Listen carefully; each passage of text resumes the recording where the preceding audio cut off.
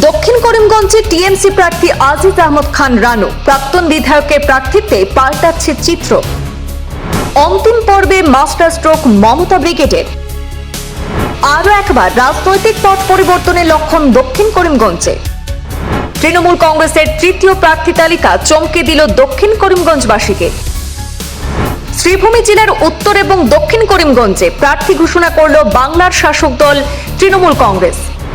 নির্বাচনী প্রচারে আসবেন বাংলার মুখ্যমন্ত্রী মমতা ব্যানার্জি সহ এক ঝাঁক স্টার ক্যাম্পেইনার। উত্তর করিমগঞ্জ আসনেও বিজেপি কংগ্রেসের অঙ্কে গোলমাল বাঁধিয়ে দিল তৃণমূল কংগ্রেস। উত্তর করিমগঞ্জে টিএমসি প্রার্থী করা হলো পরিমল রঞ্জন রায়কে।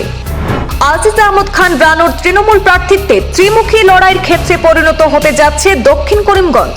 মিত্রজোটে প্রার্থিত্ব লাভ করে যখন বেশ ঘটা করে সমষ্টিতে ফিরছেন মিত্রজোটের প্রার্থী ইকবাল, ঠিক সেই সময় অস্বস্তিকর বার্তা টিএমসির। দক্ষিণ করিমগঞ্জ এবং উত্তর করিমগঞ্জ সহ বরাকের মোট 5টি আসনে পাখির চোখ তৃণমূল কংগ্রেসের।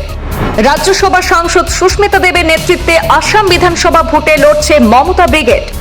ইতিমধ্যে 100-র কাছাকাছি আসনে প্রার্থী ঘোষণা করেছে মমতার টিএমসি। নির্বাচনী প্রচারে আসবেন অভিনেত্রী থেকে সাংসদ শতাব্দী রায়, সায়নী ঘোষ, অভিনেতা দীপক অধিকারী দেব, ক্রিকেটার থেকে সাংসদ ইউসুফ পাঠান। বরাক উপত্যকার আলোচিত কাটিগড়া আসনে প্রাক্তন এসিএস অফিসার ফয়জুর রহমান লস্করকে প্রার্থী করে আলোড়ন তুলেছে টিএমসি। কাছাড়ের উধারবন্দ আসনে তৃণমূল প্রার্থী করেছে তাপস দাসকে। সোনাই আসনে টিএমসি প্রার্থী করেছে শাহজাহান লস্করকে।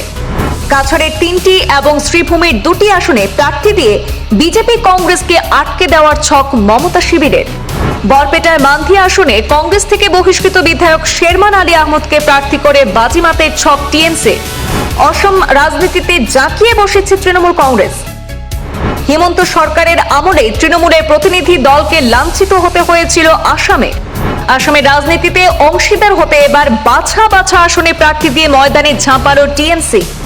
আসাম বিধানসভার 26-এর ভোটে হেমন্ত সরকারকে রুখে দিতে ব্লুপ্রিন্ট তৈরি তৃণমূলের।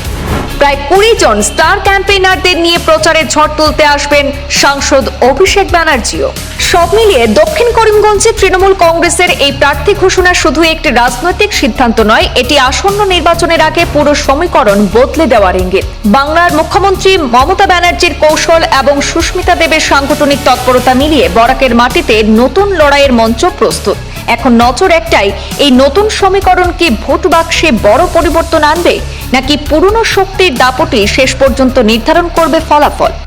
আরে আমি ভাসিয়ে দিব সাউথ আর নর্থ করিমগঞ্জ।